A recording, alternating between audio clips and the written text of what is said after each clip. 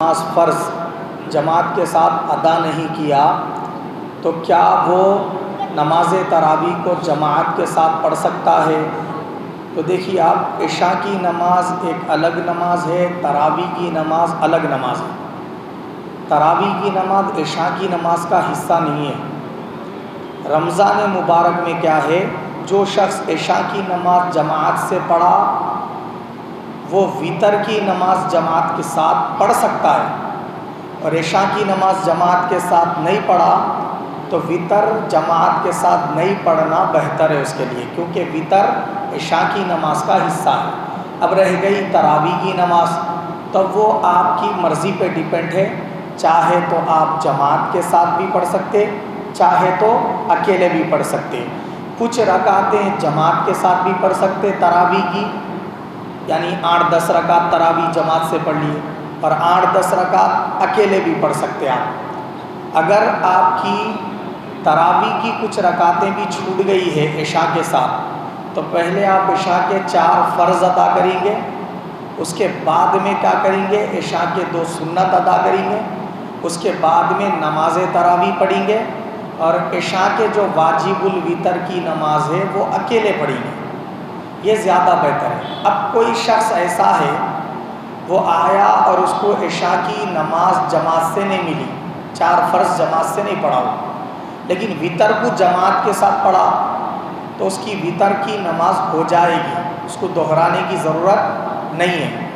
اب رہ گئی یہ بات کہ اگر کوئی بندہ جماعت سے عشاء کی نماز 4 رکعت فرض پڑھا اور سنت تراویح بھی جماعت کے ساتھ پڑھا، مگر وتر کی نماز اکیلے پڑھ لیا یا پھر گھر پہ جا کے سو گیا اور تہجد کی نماز پڑھ کے پڑھا، تو بالکل اس کا ایسا پڑھنا بھی درست ہے، اس میں بھی کوئی حرج نہیں ہے۔ جماعت کے ساتھ ہی وتر پڑھنا بول کے ضروری نہیں ہے۔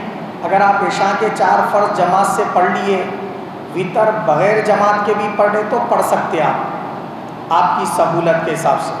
اور اگر روزانہ تہجد پڑھنے کے آپ پابند ہیں اور کنفرم اٹھتے ہیں تہجد کی نماز کے لیے، کبھی ناغہ نہیں ہوتی، تو بہتر اور افضل یہی ہے کہ واجب الوتر کی نماز تہجد کے بعد پڑھی جائے۔ آگے بات سمجھ میں؟ تو یہ عشاء کے وتر اور جو ہے نا کیا ہے فرض کے تعلق سے کچھ اہم مسائل تھے۔ اب اگر کوئی بندہ ایسا ہے وہ سخت بیماری کی وجہ سے 1-2 دن کی تراویح کی نماز چھوڑ دیا، تو کیا اس کو گناہ ہوگا؟ تو دیکھیے، تراویح کی نماز سنت موقودہ ہے، فرض نہیں ہے، واجب نہیں ہے، واجب کے قریب ہے۔ تو علماء نے فرمایا ہے 1 مرتبہ یا 1-2 مرتبہ حالت سفر کی وجہ سے، یا بہت زیادہ نیند کا غلبہ ہونے کی وجہ سے، یا پھر بہت زیادہ اس کو تکلیف جسم کی کوئی ہونے کی وجہ سے اس نے تراویح نماز کو چھوڑ دیا یا کچھ رکعتیں پڑھا چھوڑ دیا باقی کی، تو اس کو کوئی گناہ نہیں ہوگا۔ لیکن ریگولر چھوڑنے کی جو بندہ عادت بنا لیتا ہے اس کو گناہ ہوگا، سنت کو معمولی سمجھنے کا۔ بعض علماء نے تو یہاں تک فرمایا ہے رسول پاک کی کسی سنت کو اگر کوئی بندہ معمولی سمجھا، حقارت سے دیکھا، اس کو کمزور سمجھا، کم درجے کی سمجھا، تو اس کی مطلب کوئی فضیلت نہیں ہے، نہیں بھی پڑھے تو چلتا، بلکہ ایسا اس کو لائٹ لے لیا، تو بعض علماء کرام نے یہاں تک بھی بیان کیا ہے کہ حقارت سے دیکھنے کی بنیاد پر بندہ اسلام سے بھی نکل جاتا بولے۔ تو اس لیے کیا ہے معلوم ہے، جتنا ہو سکے پابندی کرنے کی کوشش کرنی چاہیے۔ اگر کسی وجہ سے 1-8 مرتبہ چھوٹ جاتی ہے تو کوئی گناہ والی بات نہیں ہے۔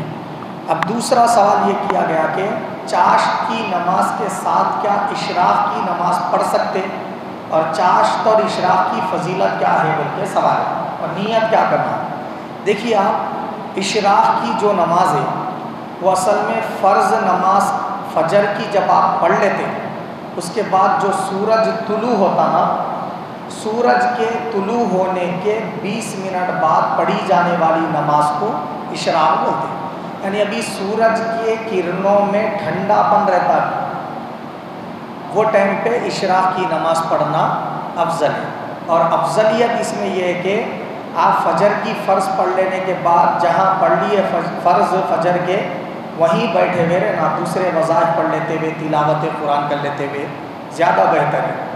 اب جب 20 منٹ گزر گئے، جیسا کہ اب 5:50 کو سورج طلوع ہو رہا، یہ دنوں کی بات کروں میں، 6:10 کو آپ اشراق کی نماز پڑھ لے سکتے ہیں۔ یہ کم سے کم 2 رکعت ہے، کتنے؟ کم سے کم 2 رکعت، زیادہ سے زیادہ پڑھنا چاہے تو 4 بھی پڑھ لے سکتے ہیں، مگر 2 رکعت کا ذکر حدیث پاک میں آیا ہے۔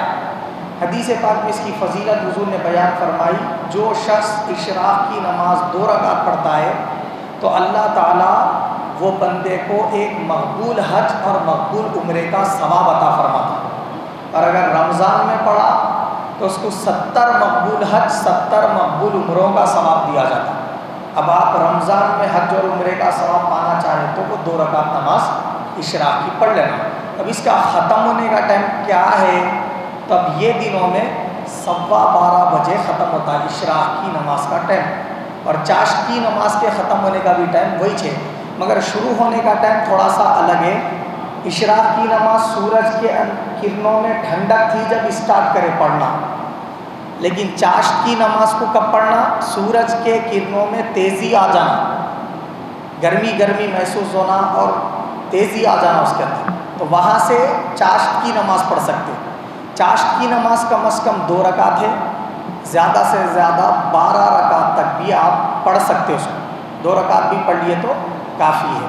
حدیث پاک میں حضور نے چاشت کی نماز کی فضیلت یہ بتائی کہ جو کوئی بندہ سبحان اللہ بولے تو صدقہ ہے، بولے صدقہ، الحمدللہ بولے وہ بھی صدقہ ہے، اللہ اکبر بولنا یہ بھی صدقہ ہے، لا الہ الا اللہ بولنا یہ بھی صدقہ ہے، اور سبحان الملک القدوس بولنا یہ بھی صدقہ ہے، سبحان اللہ و بحمدہ بولنا یہ بھی صدقہ ہے۔